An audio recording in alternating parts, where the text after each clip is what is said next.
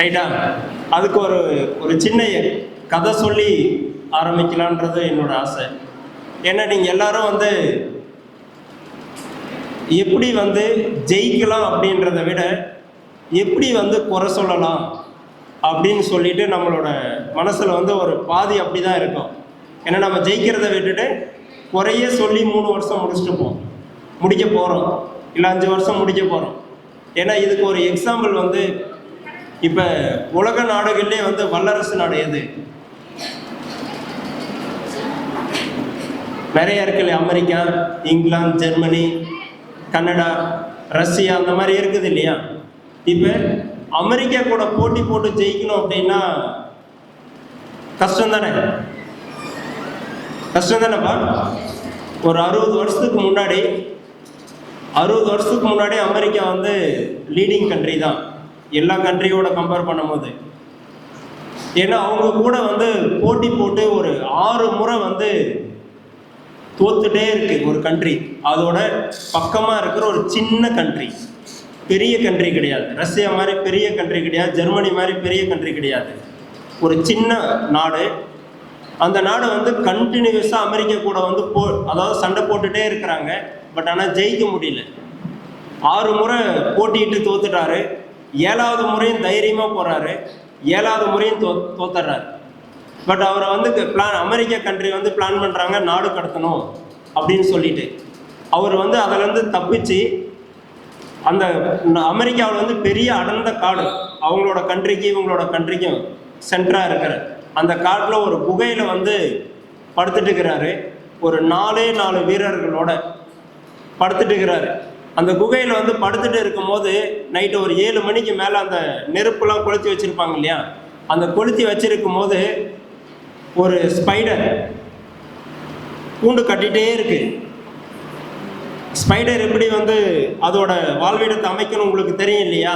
அப்படியே பின்னி என்ன பண்ணும், ஒரு அதோட சேஃப்கார்டு எப்படி இருக்கோ அந்த மாதிரி வந்து பண்ணிகிட்டே இருக்கு.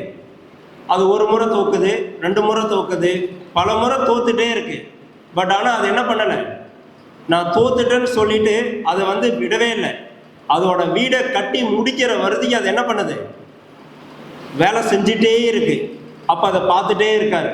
அப்போ பார்த்துட்டு இருக்கும்போது தான் தோணுது, நம்ம 7 முறை தோத்ததுக்கே நம்ம வந்து சோர்வடைஞ்சு ஒரு குகைக்குள்ளே ஒளிஞ்சி நாடு கடத்தப்படுறோம் அப்படின்ற பயத்தில் அங்கே படுத்துட்டு இருக்கிறோம். பட் ஆனால் அது வந்து என்ன பண்ணியிருக்கு, ஒரு 8 மணி நேரம் 9 மணி நேரம் அது விடாமல் நம்ம தோத்துட்டே இருக்கிறோன்னு தெரிஞ்சு அது என்ன பண்ணுது, ட்ரை பண்ணிகிட்டே இருக்கு.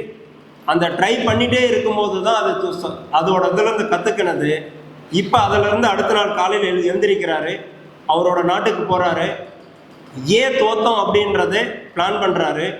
ஒவ்வொரு நாளும் ஒவ்வொரு படையை வந்து உருவாக்கிட்டே இருக்கிறாரு. 6 மாதம் கழித்து திரும்ப அமெரிக்காவோட போட்டி போடுறாரு. ஒரே ஒரு அட்டம்ப்டில் ஜெயிக்கிறாரு. அந்த அட்டம்ப்டில் ஜெயிச்சது தான் இன்றைக்கி வந்து கனடா. ரைட்டா? அப்போ ஜெயிச்சு வந்ததுக்கப்புறம் இன்றைக்கி கனடா வந்து அதே அமெரிக்காவுக்கு இணையாக வந்து என்ன இருக்குது, வல்லரசு நாடாக இருக்குது.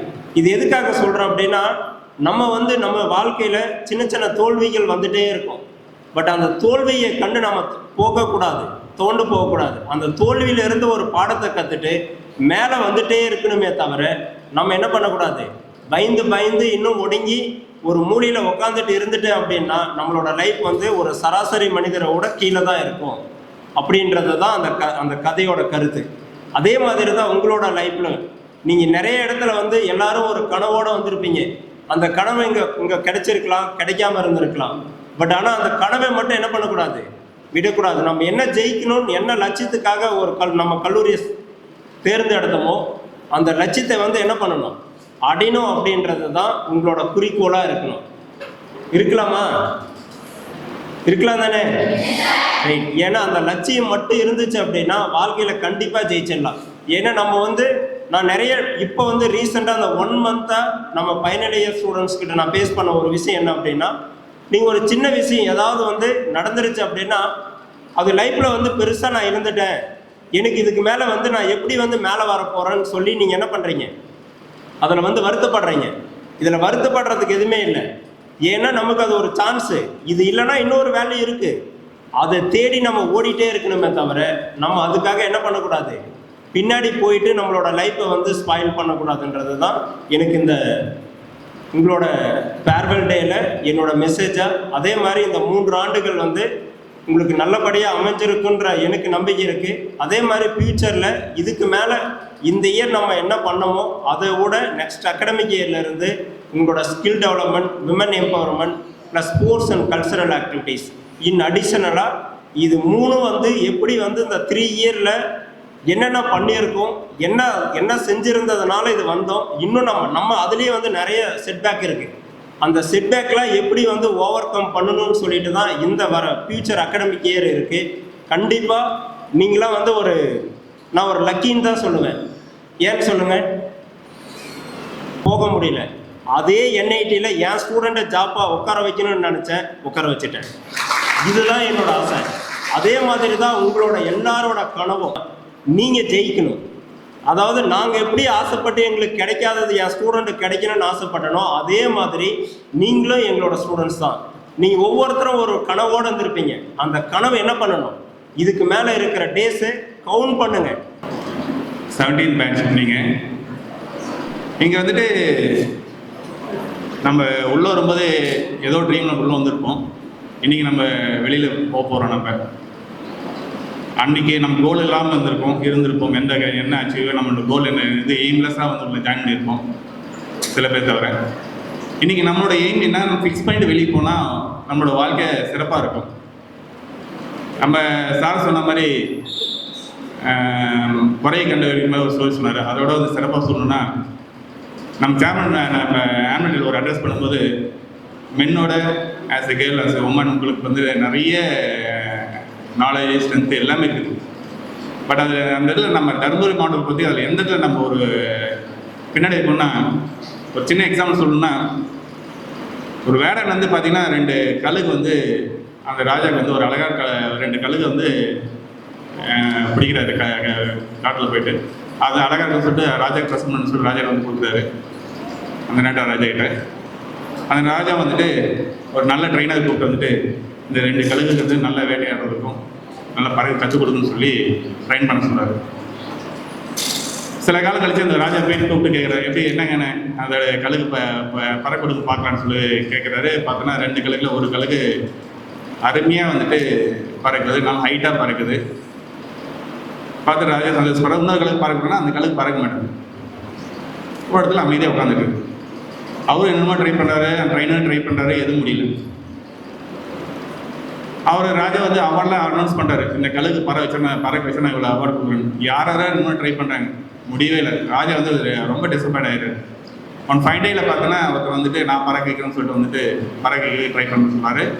வித்தின் 1 டேயில் அடுத்த வந்து பார்க்குறத பார்த்தா அது 2 கழுகு அழகாக மேலே பறந்துட்டு. ஏன் தெரியுமா, அந்த ராஜா கேட்டார், அந்த என்னங்க நீ பண்ணி ஏன் நீ எப்படி நீ இத்தனை பறக்காத கழுகு நீ எப்படி பறந்துச்சு? ஒன்றும் இல்லை, அது உட்காந்து அந்த கிளையை வந்து உடைச்சிட்டேன். என்ன பண்ணாரு, இந்த கிளையை உடைச்சிட்டாரு. இதில் நம்ம புரிஞ்சுக்கிட்ட ஒரு விஷயம் என்னென்னா, நம்ம என்ன எல்லாருமே நம்ம வந்து ஒரு கம்ஃபர்ட் ஜோனில் உட்காந்துருக்கோம். நமக்கு இது போதும், நம்ம இது பண்ணதே பெரிய அச்சீவ்மெண்ட், இதுக்கு மேலே நம்ம என்ன பண்ண போகிறோங்கிற மாதிரி அந்த கம்ஃபர்ட் ஜோனில் ட்ராவல் பண்ணும்போது பார்த்தீங்கன்னா அடுத்த லெவலுக்கு நம்ம யோசிக்க முடியுது. நீங்கள் அந்த கம்ஃபர்ட் ஜோன் உங்களுக்கு எதுங்கிறது வந்துட்டு எதை வந்து உங்களுக்கு பேரியராக எந்த கிளையை நீங்கள் பிடிச்சிருக்கீங்க, எந்த உங்களோட வீக்னஸ் பாயிண்ட் எதுன்னு பாருங்கள். அந்த கிளையை உடைக்க ட்ரை பண்ணி நீங்களே உடைக்க ட்ரை பண்ணுங்க. நீங்கள் உடைச்சிங்கன்னா நீங்களே வந்துட்டு மற்ற கழுகு மாதிரி நீங்களே வந்துட்டு உயர பறக்கலாம். இந்த 3 ஆண்டுகள் யூஜி முடித்தவங்களோ அல்லது பிஜி முடித்தவங்களோ பார்த்தோம்னா இன்றைக்கி வெளியே போகிறப்போ நமக்கு போகணுங்கிற மனசே வராது. அந்த அளவு தான் உங்களை பாலசார் வச்சுருக்காரு. உங்கள் ஹெச்ஓடிஸ்லேருந்து டீச்சர்ஸ் வரைக்கும் I am seeing this arts college as ஒரு ஃபேமிலி தான். இது பாலசார் இது ஒரு ஃபேமிலி மாதிரி தான். மொத்த ஸ்டூடெண்ட்ஸும் அந்த ஒரு கோஆர்டினேஷன், அகாடமிக் இன்வால்மெண்ட் இது எல்லாமே இருந்துட்டு ஹையர் எஜுகேஷன்லேயோ நல்லபடியாக செட்டில் ஆகிட்டு வாழ்க்கையில் மேன்மேலும் உயர இறைவனை பிரார்த்தித்து நன்றி.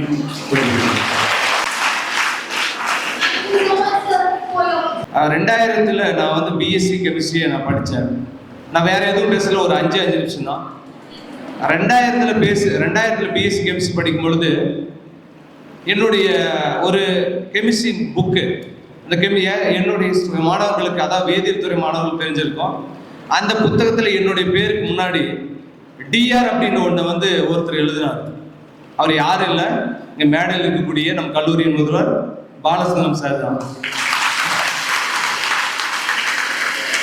அன்னைக்கே தெரிஞ்சிருக்கு அவருக்கு நான் டாக்டரேட் வாங்குவேன் அப்படின்னு சொல்லிட்டு. ஸோ அந்த புக்கை நான் இன்னும் வீட்டில் வச்சுருக்கேன், பத்திரமா வச்சுருக்கேன். ஸோ எதுக்காக நான் சொல்கிறேன்னா, நான் வாங்கணும் இல்லையோ தெரியாது, ஸோ அந்த உத்வேகம் வாங்கணும் அப்படின்ற ஒரு இது. ஸோ அதை வந்து சரியான நேரத்தில் நம்ம வாங்கணும் அப்படின்னா கண்டிப்பாக உங்களுக்கு வாய்ப்பு இருக்குது அப்படின்றத நான் இங்கே சொல்ல கடமைப்பட்டிருக்கிறேன். அந்த வாய்ப்பை யார் பயன்படுத்துகிறாங்களோ கண்டிப்பாக உங்களுடைய அதாவது உங்களுடைய வாழ்க்கை உங்களுக்கு வசப்படும், ஒரு நல்ல ஒரு வாய்ப்பாக அமையும். அதை நம்ம பயன்படுத்த தவறினா ரொம்ப கஷ்டமாக போயிடும். ஏன்னா இப்போ இன்னைக்கு நிறைய இப்போ குரூப் 1ல பார்த்தீங்க அப்படின்னா கதிர்ச்செல்வி அப்படின்ற உங்கள் அதாவது உங்களை மாதிரியான ஒரு மாணவி தான் கதிர்செல்வி குரூப் 1ல பாஸ் பண்ணிட்டு இன்னைக்கு பிஎஸ்சி அக்ரி முடிச்சாங்க. பிஎஸ்சி அக்ரி முடிச்சுட்டு குரூப் 1 பாஸ் பண்ணிட்டு இன்னைக்கு சப் கலெக்டரா அப்புறம் அவங்களுடைய வேலையை தேர்ந்தெடுக்க போறாங்க. ஸோ அதே மாதிரி கண்டிப்பாக உங்களில் ஒரு கதிர்செல்வி உருவாகணும் அப்படின்றது தான் எங்களுடைய முக்கியமான ஒரு எண்ணம். எனக்கு படிச்சே ஆகணும்னு சொல்லி பெரிய போராட்டத்துக்கு நடுவில் நான்லாம் போய் படித்தேன். இப்போயே நினைக்கும் போது நானா அப்படியெல்லாம் போய் படிச்சுட்டு வந்து இங்கே நிற்க முடிஞ்சது என்னால் அப்படின்னு எனக்கே ஒரு மாதிரி ஆச்சரியமாக இருக்குது என்ன நினைக்கும் போது. ஏன் இதை நான் சொல்ல வரேன் அப்படின்னா, படிப்பு அப்படின்றது சாதாரணமாக நமக்குள்ளார வந்து அப்படியே போயிடக்கூடிய விஷயம் கிடையாது. அதுக்குள்ள நிறைய போராட்டங்கள் இருக்குது. ஏன்னா குடும்ப சூழ்நிலைகள் நம்ம அந்த ஒரு பெரிய நம்ம என்ன நினைச்சோமோ என்ன செய்யணும்னு நினைச்சோமோ அந்த இடத்துக்கு கொண்டு போகிறதுக்கு நம்மளை வந்து விடாது குடும்ப சூழ்நிலைகள். இங்கே இருக்கிற நம்மக்கிட்ட படிக்கிற மாணவர்களே நிறைய பேர் பார்த்துருக்கேன், இடையிலேயே சீக்கிரமாக திருமணம் பண்ணி வச்சுற ஒரு நிலைமை இருக்குது. நான் படிக்கும்போது சொன்னேன் இல்லைங்களா, நான்லாம் வந்து இப்போதைக்கு திருமணமே பண்ணிக்க மாட்டேன். நான் பிஹெச்டி படிச்சுட்டு இருக்கும்போது முடிக்கிற ஸ்டேஜில் தான் மேரேஜ் பண்ணிக்கிட்டேன். கையில் வேலையை வாங்கிட்டு தான் பண்ணுவேன்னு சொல்லி நம்ம காலேஜில் அப்பாயின்மெண்ட் ஆர்டர் வாங்கிட்டு தான் மேரேஜ் பண்ணணும். ஏன் இதெல்லாம் சொல்ல வரேன் அப்படின்னா, இந்த மாதிரியான ஒரு போராட்டமும் நமக்குள்ளார இருக்கா நம்மெல்லாம் உண்மையிலே யோசிச்சு பார்க்கணும். ஆதி காலத்தில் நம்ம நிறைய பழமொழியெல்லாம் கேள்விப்பட்டிருப்போம். அடுப்பூதும் பெண்களுக்கு படிப்பதற்கு அப்படின்னு ஒரு கேள்வி கேட்டாங்கல்ல, அது என்னோட லைஃப்லேயே அப்படிலாம் ஒரு சுச்சுவேஷனை கடந்தா நான்லாம் போனேன். அதே போல் கல்வியில்லா பெண்கள் கலரிலம் அப்படின்னு ஒரு பழமொழியை கேட்டிருப்போம். பாரதியார் சொல்கிறாரு, பட்டங்கள் ஆளுவதும் சட்டங்கள் செய்வதும் பாரினில் பெண்கள் நடத்த வந்தோம் அப்படின்னு ஒரு கனவு கண்டுறப்பெல்லாம் படிப்பு இல்லாத சூழ்நிலையில் எங்கள் பிள்ளைங்க இப்படி பெண் பிள்ளைகள் வரணும் அப்படின்னு கனவை கண்டிருப்பார். ஆனால் அந்த நிலைமை இப்போ நமக்கு கிடைச்சிருக்கு. இந்த அடுப்பூதும் பெண்கள் கல்வி இல்லாத நிலைமையெல்லாம் இல்லை, கல்வி கிடைக்குது, பட்டங்கள் சட்டங்கள் எல்லாமே கிடைக்குது. ஆனால் நம்ம சரியாக பயன்படுத்திக்கிறோமா அப்படின்றது தான் நம்ம வந்து யோசிச்சு பார்க்கணும். ஸ்பெஷலாக சொன்னால் நம்முடைய ஸ்ரீ விஜய் வித்யாலயா கல்வி குழுமத்தின் தலைவர், தாளாளர், துணைத் தலைவர் உள்ளிட்ட எல்லாருமே, இயக்குநர்கள் எல்லாருமே என்ன நம்மளை திங்க் பண்ணி இந்த இடத்துல உங்களெல்லாம் படிக்க வச்சுருக்காங்க. கொஞ்சம் திங்க் பண்ணி பாருங்கள். நம்ம தலைவர் சார் சொல்லும்போது அடிக்கடி சொல்லுவார், நம்ம மாணவிகள் நல்லா படித்து இங்கே உயர்கல்வி, உண்மையிலேயே ஒரு உயர்கல்வி விரிவாக்க மையம் நம்முடைய ஸ்ரீ விஜய் வித்யாலயா கல்வி நிறுவனம். என்ன கல்வி கேட்டாலும் இங்கே எல்லா ஃபீல்டும் உங்களுக்கு கிடைக்குது. ஸ்பெஷலாக நம்முடைய Vijay Vidyalaya arts and science காலேஜில் பார்த்தீங்கன்னா உங்களுக்கு யூஜிக்கு அடுத்தது பிஜி இங்கே படிக்கலாம், எம்ஃபில் படிக்கலாம், பிஹெச்டி படிக்கலாம். நீங்கள் ரிசர்ச் லெவலில் ஃபுல்லாகவே முடிச்சுட்டு போகிற அளவுக்கு மேக்ஸிமம் டிபார்ட்மெண்ட்ஸில் கோர்சஸ் இருக்குது. நமக்கு அந்த அவேர்னஸ் இருக்கா, நம்ம அதை படிக்கிறோமா, அந்த லெவலில் போகிறோமா, ஸ்பெஷலாக ஜாப் அப்பாயின்மெண்ட் ஆர்டர் வாங்க லைஃப்பில் நம்ம அச்சீவ் பண்ணிட்டோம் அப்படின்னு சொல்லிட்டு அப்படிலாம் இல்லை. இப்போ நீங்கள் இந்த டிகிரி முடிச்ச பிறகு தான் உங்களுக்கு தெரியும். ஸ்பெஷலாக பிஜி பிள்ளைங்க இங்கேயே படிச்சிருக்கீங்க, அவங்களுக்கும் இப்போ ஒரு பொறுப்புணர்வு பெருசாக வந்திருக்கோன்னு நினைக்கிறேன். என்னோடய பேர் வந்து ஜெயசத்யா. நான் ஸ்ரீ விஜய் வித்யாலயா கலை மற்றும் அறிவியல் கல்லூரியில் தமிழாய்வுத்துறையில் நான் படிச்சுட்ருக்கேன். இப்போது வந்து நான் பிஜி பண்ணிகிட்ருக்கேன். நான் யூஜியும் இங்கே தான் படித்தேன். இப்போது நான் வந்து யூஜியில் வந்து சேரும்போது வந்து எதுவுமே எந்த ஒரு இதுவுமே இல்லாமல் தான் வந்து சேர்ந்துட்டு இருந்தேன். இங்கேருந்து இப்போ வந்து இந்த சுச்சுவேஷனில் நான் வெளியே போகிறதுக்கு ரொம்ப ஃபீல் பண்ணிகிட்ருக்கேன். ஏன்டா இப்போ வந்து நம்ம போகிறோம் அப்படின்னு சொல்லிட்டு. அந்தளவுக்கு வந்து இந்த நம்ம காலேஜில் வந்து ஃபெசிலிட்டிஸாக இருக்கட்டும், ஒழுக்கமாக இருக்கட்டும், எஜுகேஷனாக இருக்கட்டும், எல்லா விதத்துலேயும் வந்து சிறப்பான கல்லூரியாக இந்த நம்மளோட விஜய் வித்யாலயா கல்லூரி வந்து அமைஞ்சிருக்கு அப்படின்னு வந்து தெரிவிச்சுக்கிறேன். I am Subha from Sri Vijay Vidyalaya college of arts and science. நான் வந்து கெமிஸ்ட்ரி டிபார்ட்மெண்ட் படிச்சுட்ருக்கேன். பிஎஸ்சி கெமிஸ்ட்ரியும் இதே காலேஜில் தான் படித்தேன், எம்எஸ்சியும் இதே காலேஜில் தான் படிச்சுட்ருக்கேன். நம்ம காலேஜில் வந்து எஜுகேஷன் எல்லாமே வந்து எக்ஸலண்ட்டாக இருக்கும். ப்ரொஃபஸர்ஸ் வந்து நான் டவுன் ஆகும்போதும் நிறைய டைம் வந்து என்னை நிறைய மோட்டிவேட் பண்ணியிருக்காங்க. நான் வந்து அந்த பெரியார் யூனிவர்சிட்டியில் 4th ரேங்க் வாங்கியிருக்கேன். நான் வாங்குவேன் அப்படின்னு சொல்லிட்டு நான் எதிர்பார்க்கவே இல்லை. எல்லா ப்ரொஃபஸர்ஸுமே ரொம்ப கைண்டாகவும் நிறைய சொல்லி தருவாங்க. ஸோ நம்ம பிரின்ஸிபாலுக்கு நம்ம மேனேஜ்மெண்ட்க்கு எல்லாருக்கும் தேங்க் பண்ணுறேன். Good morning everyone. I am Priyanka from English department. In our department, the faculty members are very supportive and our HOD staff guided us to participate in several seminar programs, workshop which is conducted in international and national levels.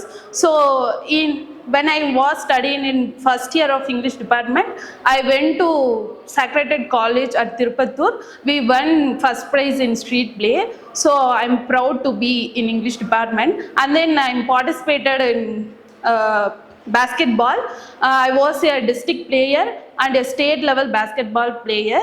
So our college given us this opportunity to be that state level basketball player. So I'm proud to be in studying in Sri Vijayavidyalaya College of Arts and Science, and thank you. Hi, I am Arishti from Department of Information Science in Sri Vijayavidyalaya College of Arts and Science. நான் வந்து இந்த காலேஜில் வந்து final year படிச்சுட்டு இருக்கேன். எனக்கு வந்து இந்த காலேஜை விட்டு போகணுன்னு சொல்லும்போது ரொம்ப ஃபீலிங்காக இருக்குது. ஏன்னா செமஸ்டருக்கு ஒன்ஸ் வந்து எங்களுக்கு சர்டிஃபிகேட் கோர்ஸ் கண்டக்ட் பண்ணுறாங்க. அதுவும் இல்லாமல் எங்களோட ஸ்டாஃப்ஸ் வந்து சாஃப்ட்வேர் நாலேஜோட ரொம்ப அட்வான்ஸாக எங்களுக்கு சொல்லிக் கொடுக்குறாங்க. இந்த காலேஜில் வந்து நிறைய இன்டர் காலேஜ் செமினார்ஸ், சிம்போசியம் அதெல்லாம் வந்து நடத்துகிறாங்க. ரொம்ப ஹாப்பியாக இருக்குது இந்த காலேஜில் நான் படிக்கிறேன் அப்படின்னு சொல்கிறது. தேங்க்யூ. ஹாய், என் பேர் Priyadharshini from department of computer science.